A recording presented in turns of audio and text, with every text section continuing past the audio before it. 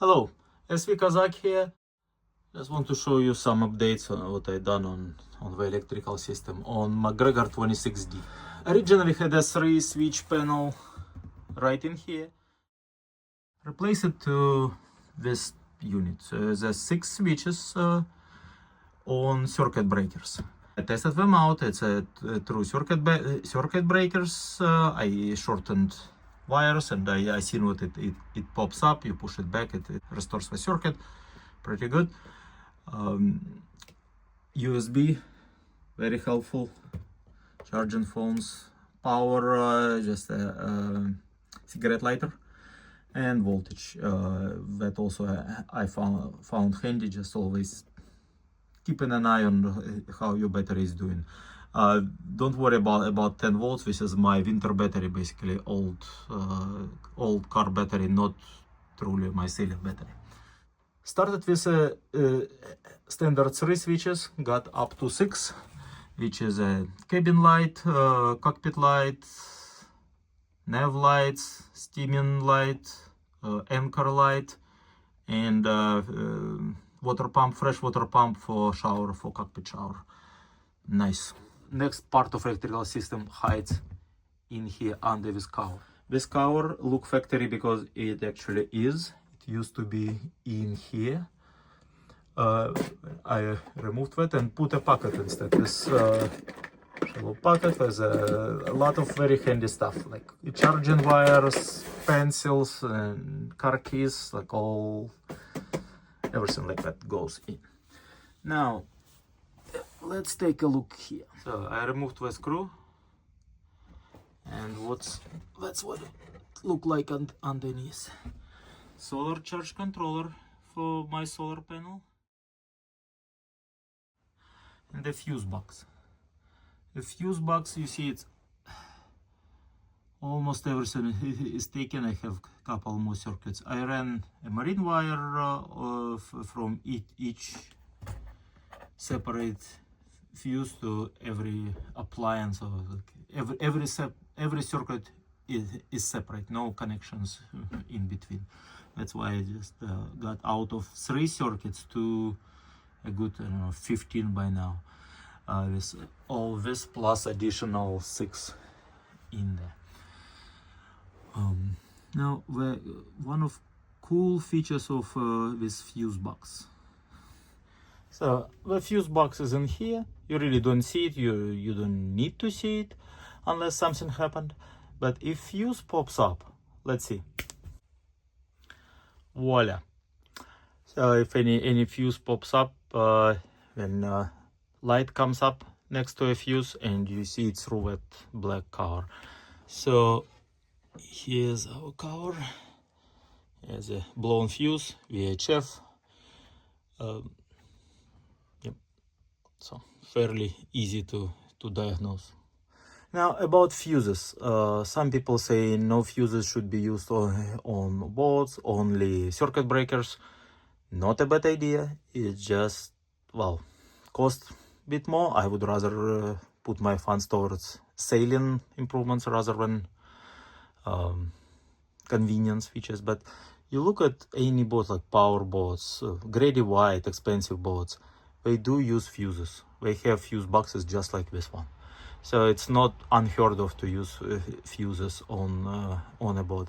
I thought to make it on some kind of magnet or some other quick connect, so I can pop up the cover pretty much instantaneous without any tools if I need to replace fuse. I never got to it, and I think I'll probably never will, but if you do something like this, may not be a bad idea. Let's talk about next part. Over here on the starboard side, right behind fridge and freezer, here's some more electronics hiding. The deal is we use dinghy with a trolling motor.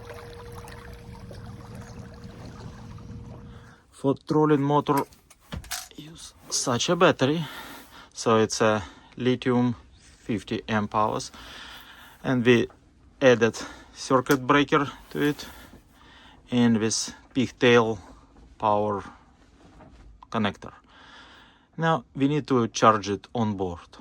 The first attempt, we got a cheap $20 charger, kind of household charger from Amazon, and it works fine for 2 days on a 2 weeks long trip.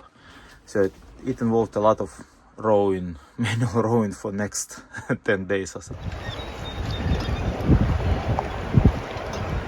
So we decided that we need something more permanent, more serious solution, and that's what it is hiding in here. Let's move this fridge freezer out of the way and take a closer look. So that's how it looks behind. You see this bump on a classic MacGregor's here. It's unclear for me what it's doing there, but it's empty. Well, we cannot leave empty places on a boat, right? So let's pop it up. Here it is. So it's a Victron DC to DC charger, wired to battery and to this connector. And switch turns it on and off. So for charging battery, when I'm done with daily explorations, bring battery here, plug it in, flip a switch, and by next morning, well, usually in an hour, the battery is full. So I have one DC to DC charger right here, and some more space to put more electronics.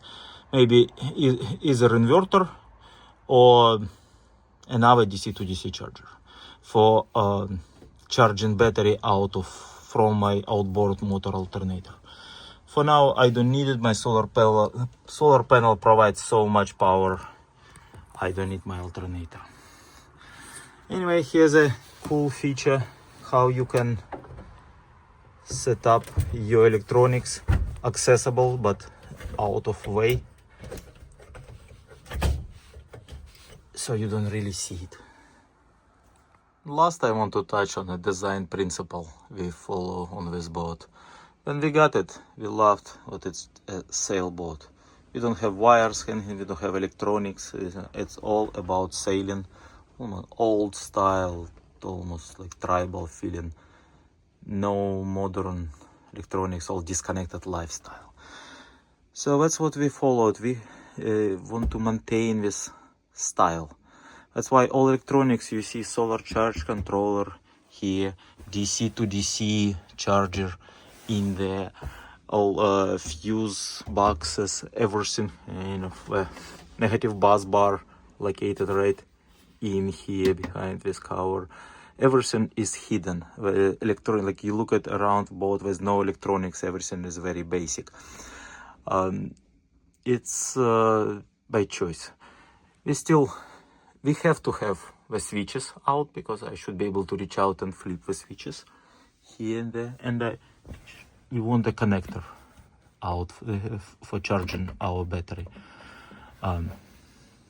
DINI battery. That's it. Everything else is hidden. We love it this way. Here's another example. My handheld VHF radio. See, it mounted out of sight, but this base is actually powered, so it's a charging base, and it's sitting here conveniently out of sight, but anytime I need it, just grab it. It's always there, always charged. There's more electrical topics to talk about: navigation, autopilot, solar, dimmable lights, inside and out, freshwater pump, cockpit shower, but it's enough for one video. Cheers!